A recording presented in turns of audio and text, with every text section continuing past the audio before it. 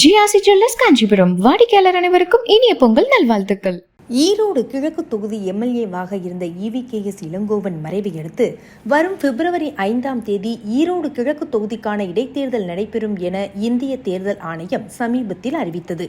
இந்த இடைத்தேர்தலில் திமுக கூட்டணியில் திமுகவே போட்டியிடும் என்று நேற்று, அதாவது ஜனவரி 10ஆம் தேதி இரவு காங்கிரஸ் மாநில தலைவர் செல்வ பெருந்தகை அறிவிக்க, இன்று அதாவது ஜனவரி 11ஆம் தேதி காலையில் திமுக தலைவரும் முதல்வருமான ஸ்டாலின் ஈரோடு கிழக்கு திமுக வேட்பாளர் சந்திரகுமார் என்று அறிவித்துள்ளார். திமுக தரப்பில் முதலியார் சமூகத்தைச் சேர்ந்தவர்களான ஈரோடு மாவட்ட துணை செயலாளரான செந்தில்குமார், அவரது அண்ணன் மகனும் ஈரோடு தெற்கு மாவட்ட அமைப்பாளருமான திருவாசகம், கவுண்டர் சமுதாயத்தைச் சேர்ந்த ஈரோடு மாவட்ட துணை செயலாளர் செல்லப்பொன்னி மனோகரன், இதே தொகுதியில் தேமுதிக எம்எல்ஏவாக இருந்து திமுகவில் தற்போது இணை கொள்கை பரப்பு செயலாளராக இருக்கும் முதலியார் சமூகத்தைச் சேர்ந்த VC சந்திரகுமார் மற்றும் வன்னியர் சமூகத்தைச் சேர்ந்த குறிஞ்சி சிவகுமார் ஆகியோர் முயற்சி மேற்கொண்டனர். இந்த நிலையில்தான் முதல்வர் ஸ்டாலினால் திமுக வேட்பாளராக அதிகாரப்பூர்வமாக அறிவிக்கப்பட்டுள்ளார் VC சந்திரகுமார். ஈரோட்டைச் சேர்ந்தவரான இவர் விஜயகாந்த் ரசிகர் மன்ற தலைவராக இருந்து பின்னர் தேமுதிக சார்பில் 2006 சட்டப்பேரவை தேர்தலில் ஈரோடு தொகுதியில் போட்டியிட்டு தோல்வியுற்றார். எனினும் 2011ஆம் ஆண்டு தேர்தலில் ஈரோடு கிழக்கு சட்டமன்ற தொகுதியில் போட்டியிட்டு 10,644 வாக்குகள் வித்தியாசத்தில் வெற்றி பெற்று எம்எல்ஏ ஆனார். விஜயகாந்த், பிரேமலதா விஜயகாந்த் என தேமுதிக தலைமையின் மிக நம்பிக்கைக்குரிய ஒருவராக இருந்தார்.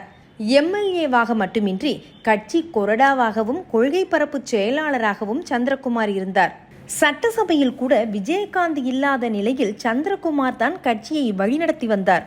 எனினும் 2016ஆம் ஆண்டு அதிமுகவை தோற்கடிக்க வேண்டும் என கூறி மக்கள் நல கூட்டணியுடன் கூட்டணி அமைத்தார் விஜயகாந்த். அதிமுகவை தோற்கடிக்க வேண்டும் என்றால் திமுகவுடன் தான் கூட்டணி அமைக்க வேண்டும் என்று VC சந்திரகுமார் அப்போது கோரிக்கை வைத்தார். இதை விஜயகாந்த் ஏற்கவில்லை. அப்போது பிரேமலதாவின் வற்புறுத்தலின் பேரில்தான் தேமுதிக மக்கள் நல கூட்டணியில் இணைந்ததாக VC சந்திரகுமார் உள்ளிட்டவர்கள் கருதினர். திமுக கூட்டணிக்கு செல்ல வேண்டும் என்ற கருத்து தேமுதிகவில் மேலோங்கி இருந்ததை அறிந்த அப்போதைய திமுகவின் பொருளாளராக இருந்த ஸ்டாலின், தேமுதிகவில் அதிருப்தியில் இருப்பவர்களை தொடர்பு கொள்ளுமாறு இப்போதைய அமைச்சர் வேலுவுக்கு அறிவுறுத்தினார். அதன்படி சந்திரகுமார், பார்த்திபன் உள்ளிட்டோருடன் பேசிய வேலு தேமுதிகவுக்குள் இருக்கும் அதிருப்தியாளர்களை ஒன்று கூட்டி மக்கள் தேமுதிக என்ற அமைப்பை உருவாக்க வேலை செய்தார்.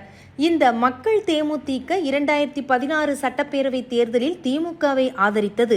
அந்த அமைப்பில் இருந்து திமுக கூட்டணியில் சந்திரகுமார் உள்ளிட்ட மூவருக்கு 2016 சட்டமன்ற தேர்தலில் திமுக சார்பில் போட்டியிட வாய்ப்பு தரப்பட்டது. ஆனால் மூவரும் தோல்வியை தழுவினர்.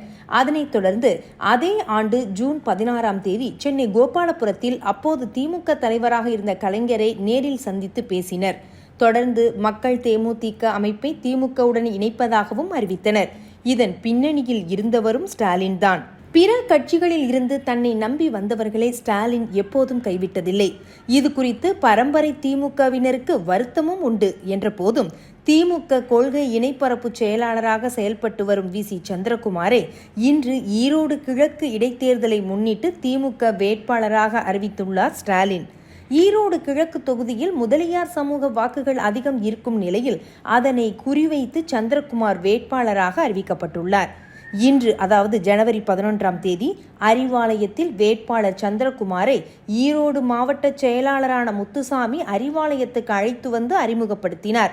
இதில் சுவாரஸ்யமான விஷயம் என்னவென்றால், 2011 சட்டப்பேரவை தேர்தலில் ஈரோடு கிழக்கு தொகுதியில் திமுக சார்பில் போட்டியிட்ட முத்துசாமியை அதிமுக கூட்டணியில் நின்று தோற்கடித்தவர்தான் சந்திரகுமார்.